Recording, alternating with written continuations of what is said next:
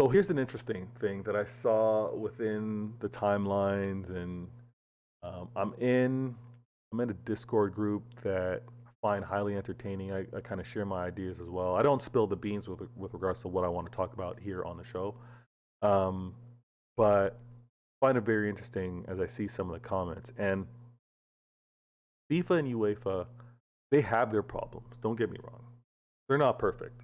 They've had their scandals. They've had their errors. They've had their mistakes. They've had their abuse of power.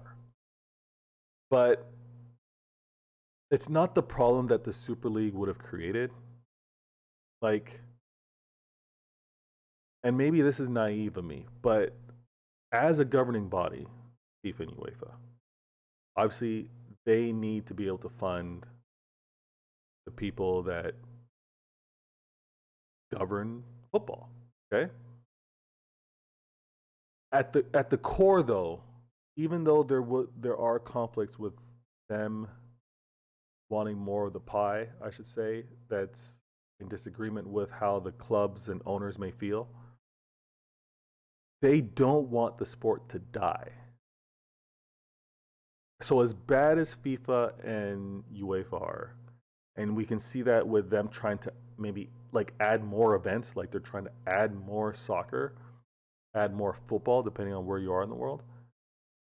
They aren't trying to they aren't trying to hoard it, if that makes any sense. They're not trying to keep football just for them. They're not trying to prevent the sport from expanding for a few, and that's what the Super League was. That's what these owners wanted. These owners wanted for them to be the holders of quote unquote beautiful, entertaining, amazing football or soccer, depending on where you are in the world. So that's where I I had a lot of pushback with some people because I'm like, yeah, listen, I get it. FIFA and UEFA, they've screwed up. They're not the best. They've downright come out with some shady stuff. But it's nothing like this move that the Super League were trying to do, that these owners were trying to do.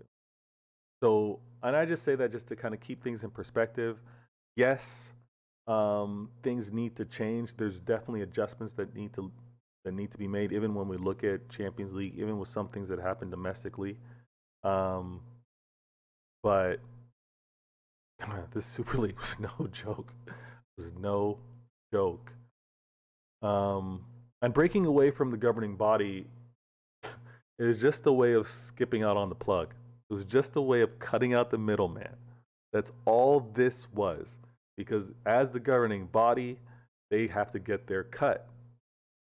As they tried to form the Super League, we're going to dictate what we do, what we want, how it's going to run. We don't need you telling us what to do, which essentially was cutting out the middleman.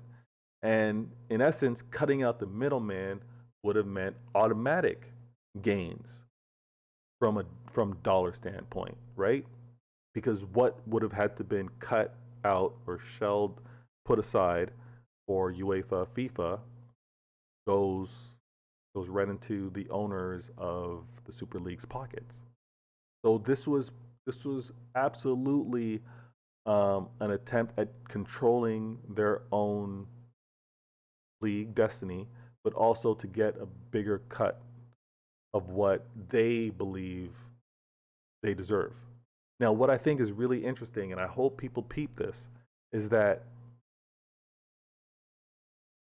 the deals that the Super League founders were able to broker off the side in secrecy while still playing nice, smiling and grinning in these meetings, domestic meetings and everything, these deals that they were brokering are still out there. So if it's if it's a different approach that needs to be made with regards to how these owners want that those dollars brought into the mix, they ha- they have that opportunity. Mind you, they're going to have to obviously share it with the larger portion of teams, but Obviously there's more money out there.